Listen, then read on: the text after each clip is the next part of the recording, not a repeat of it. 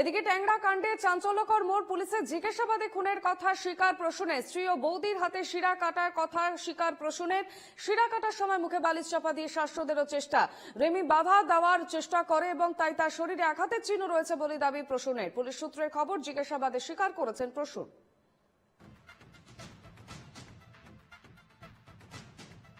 ট্যাংরায় 3 জনকে খুন করেছে প্রসূন দে। সূত্রের খবর, পুলিশের জিজ্ঞাসাবাদে খুনের কথা স্বীকার করেছেন প্রসূন। নিজের স্ত্রী এবং বৌদিকে তিনি খুন করেছেন। অবশেষে তা স্বীকার করলেন প্রসূন দে, এমনই দাবি করল পুলিশ। শুধু তাই নয়, হাত কাটার রহস্য ভেদ হয়েছে বলে দাবি তদন্তকারীদের। প্রসূন দের বয়ান অনুযায়ী প্রথমে প্রসূন দাবি করেছিলেন সুদেষ্ণা দে এবং রমি দে নিজেরাই নিজেদের হাত কেটেছিলেন। পুলিশের জিজ্ঞাসাবাদে শেষ পর্যন্ত সেই দাবি থেকে সরে এলেন প্রসূন। পুলিশ সূত্রে খবর, জেরায় প্রসূন দুই রমি ও সুদেষ্ণাদের হাত কাটার কথা স্বীকার করেছেন। প্রথমে রমি দে নিজেই হাত কাটার চেষ্টা করেন, কিন্তু পারেননি দাবি প্রসূনের। প্রসূন এসে রমির মুখে বালিশ চাপা দিয়ে হাত কাটেন বলে দাবি প্রসূনের। পরে বৌদি সুদেষ্ণারও হাত তিনিই কাটেন বলে দাবি করেন প্রসূন। বৃহস্পতিবার প্রণয়দের ছেলে শিশু সুরক্ষা কমিশনে জানায়, কাকা প্রসূনই তার মা, কাকিমা ও বোনকে খুন করেছে।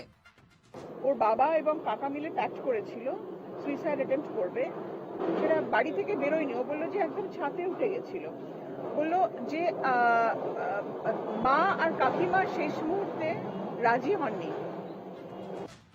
প্রসূনদের নয়া বয়ানে প্রণয়দের ছেলের দাবি কার্যতই মিলে গেল। প্রণয় প্রসূন এখন কলকাতার নীলরতন সরকার হাসপাতালে। সেখানেই তাদের বারবার জিজ্ঞাসাবাদ করছেন তদন্তকারীরা। সেখানেই শুক্রবার খুনের কথা স্বীকার করে প্রসূন। প্রসূনদের এই চাঞ্চল্যকর বয়ান অনুযায়ী রমি ও সুদেষ্ণাদের শিরা কাটার সময় প্রণয় ও তার পুত্র বাড়ির উপরের তলার ঘরেই ছিলেন। প্রণয় আগে দাবি করেন হাত কাটার পরিকল্পনা ছিল প্রসূনের। মহিলাদের যখন হাত কাটা হয় তখন বাড়ির অন্যত্র ছিলেন বলে দাবি করেন প্রণয়। পুলিশ সূত্রে খবর, প্রসূনের নতুন বয়ানে প্রণয়ের দাবি মান্যতা পেল। পুলিশের জিজ্ঞাসাবাদে দুই ভাই দাবি করেছেন আর্থিক সমস্যার কারণে তারা সপরিবারে আত্মহত্যার সিদ্ধান্ত নিয়েছিলেন। এখনো দুই ভাইকে হেফাজতে নিয়ে পূর্ণাঙ্গ জিজ্ঞাসাবাদ করতে পারেনি পুলিশ। তারা সুস্থ হয়ে উঠলে চিকিৎসকদের পরামর্শ নিয়ে এ বিষয়ে পুলিশ পরবর্তী সিদ্ধান্ত নেবে বলেই সূত্রের খবর।